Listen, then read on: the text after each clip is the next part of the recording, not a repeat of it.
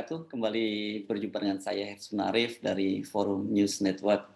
Hubungan antara Partai Demokrasi Indonesia Perjuangan dengan Partai Demokrat sedang menegang. Ini dipicu oleh pernyataan dari Sekjen Partai Demokrasi Indonesia Perjuangan, Hasto Kristianto, yang menyebut SBY sebagai Bapak Bansos Indonesia.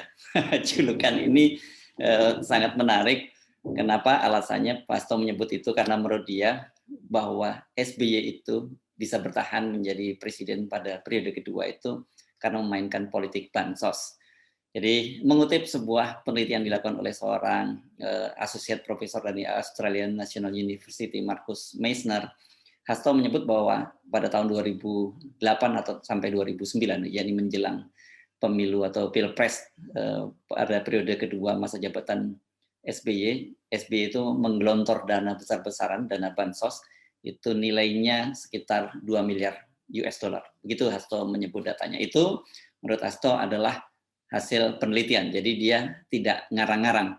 Tapi kemudian sebutan Bapak Bansos inilah yang jadi persoalan. Tak lama kemudian Demokrat membalasnya dengan menyebut bahwa PDIP itu sebagai madam bansos. Kalau soal ini menjadi sangat sensitif, karena kalau pada kasus SBY itu yang kita sebut di dalam komunikasi politik sebagai permanent campaign. Jadi bagaimana seorang kandidat memainkan semua program-program pemerintah untuk tetap membuat popularitas dan elektabilitasnya tinggi. Jadi SBY dengan sangat cerdas kemudian memanfaatkan anggaran-anggaran pemerintah untuk bantuan-bantuan sosial. Pada waktu itu kita kenal namanya bantuan langsung tunai, dan memang sangat efektif karena pada pemilu atau pilpres untuk periode yang kedua SBY menang sangat telak, dan dia kelihatannya tidak lagi memperhitungkan pasangannya. Waktu itu dia berpasangan dengan calon wakil presiden Budiono, jadi konfigurasinya Jawa dengan Jawa. Kan biasanya orang selalu menyebut calon yang ideal itu antara Jawa dengan non Jawa.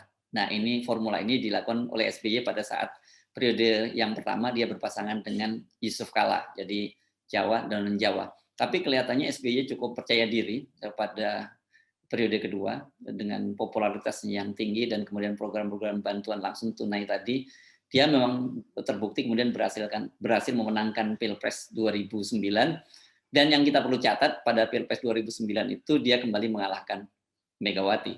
Nah, bagaimana dengan Madam Bansos? Kalau Madam Bansos ini sangat sensitif karena Madam Bansos itu berkaitan dengan korupsi di Kemensos yang dilakukan oleh kader PDIP, yakni Yuliari P. Batubara. Pada waktu itu Yuliari P. Batubara ini menjabat sebagai Mensos, dan kemudian dia terbukti melakukan korupsi dan ditangkap tangan di OTT oleh KPK.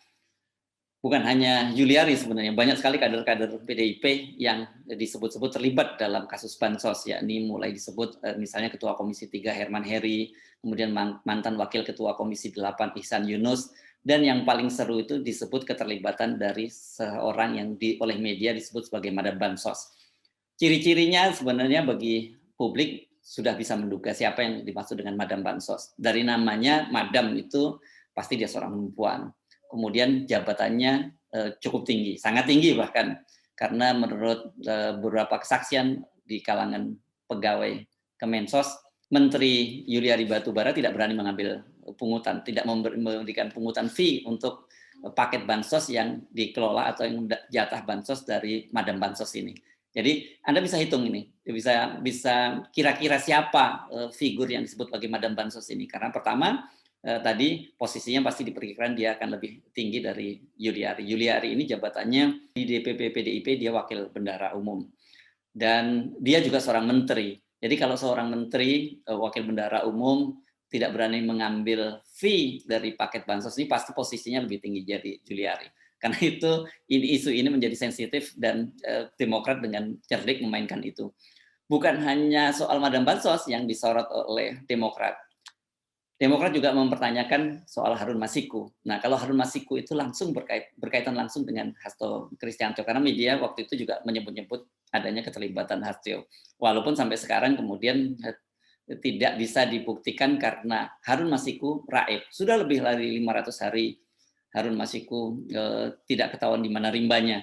Spekulasi sebelumnya menyebut Harun Masiku itu kabur ke luar negeri, bahkan pada perkembangan terakhir masyarakat anti korupsi Indonesia menyebut bahwa Harun Masiku sudah terbunuh, sudah tewas. Tetapi dalam wawancara belakangan ini para penyidik KPK yang menangani kasus Harun Masiku menyebutkan bahwa betul Harun Masiku dari sinyal teleponnya itu terdeteksi dia berada di luar negeri. Tapi akhir-akhir ini Harun Masiku sudah diketahui sudah masuk kembali ke Indonesia. Jadi kalau menurut versi para penyidik KPK sebenarnya Harun Masiku itu masih hidup.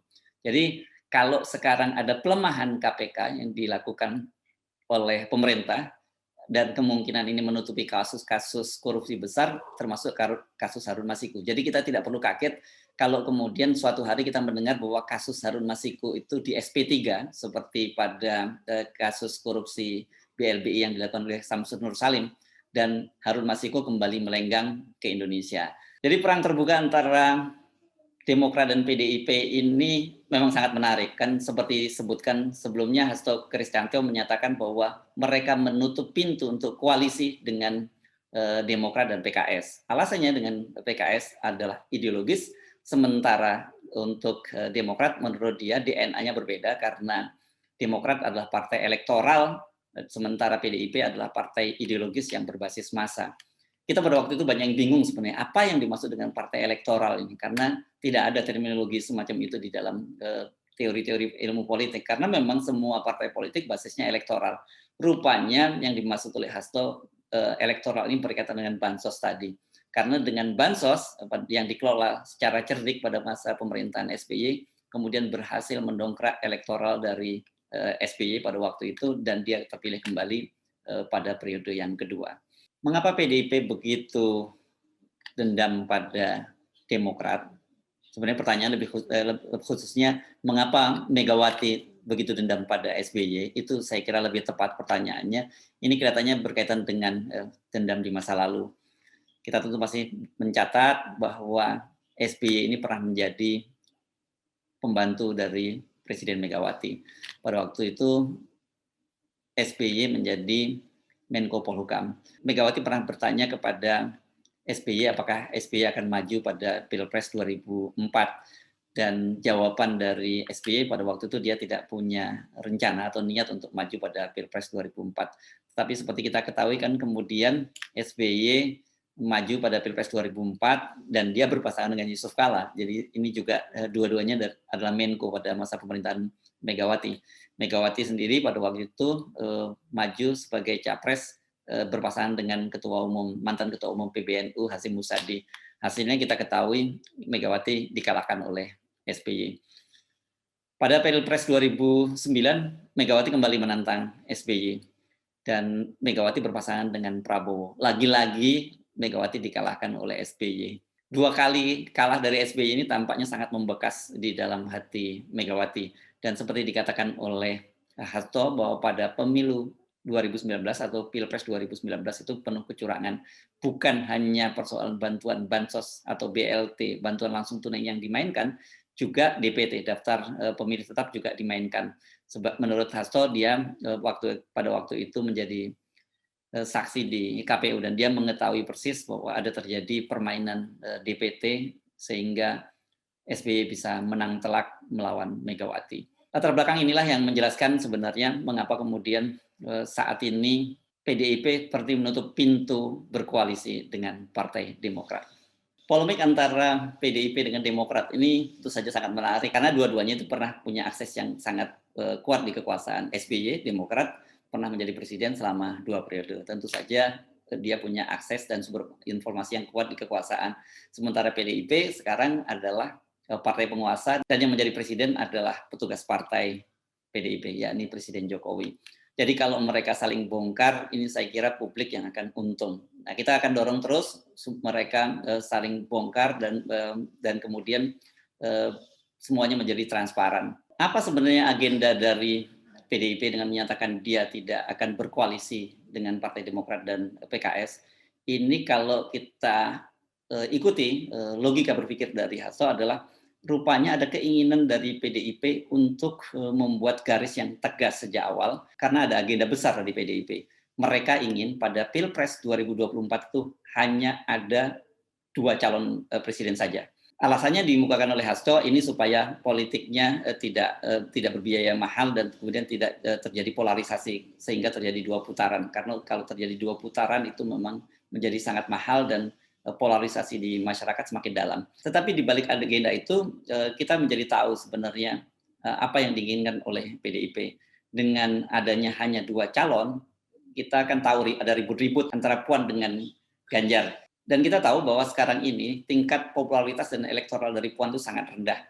Kalau kemudian seperti direncanakan atau dirancang oleh PDIP seperti dikatakan oleh Hasto hanya ada 2 calon, maka diperkirakan ini calon yang kedua itu hanya calon boneka. Karena partai lain seperti PKS dan Demokrat dipastikan tidak akan bisa mengusung calon sendiri dari komposisi mereka, perolehan suara mereka, dan kemudian dan jumlah kursi di DPR mereka tidak cukup.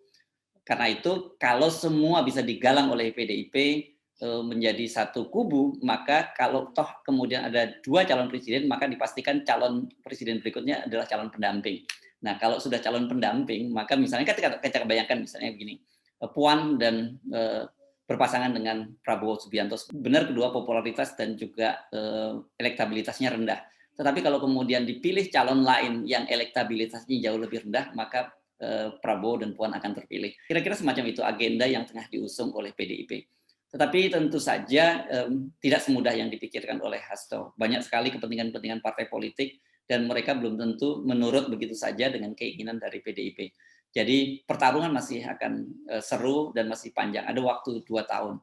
Kita tidak pernah tahu apakah proses politik kita akan berjalan normal sampai tahun 2024 seperti yang dibayangkan oleh PDIP, atau bisa jadi terjadi kontraksi dan turbulensi mengingat situasi saat ini, yakni krisis ekonomi dan kemudian krisis kesehatan masih terus membayangi bangsa ini. Jadi terlalu dini bagi Hasto ingin membatasi calon presiden hanya 2 pasang saja, dan itu pun diatur oleh mereka siapa pasangan yang akan berhadapan dengan calon yang mereka usung. Saya Sunaris, sampai jumpa. Assalamualaikum warahmatullahi wabarakatuh.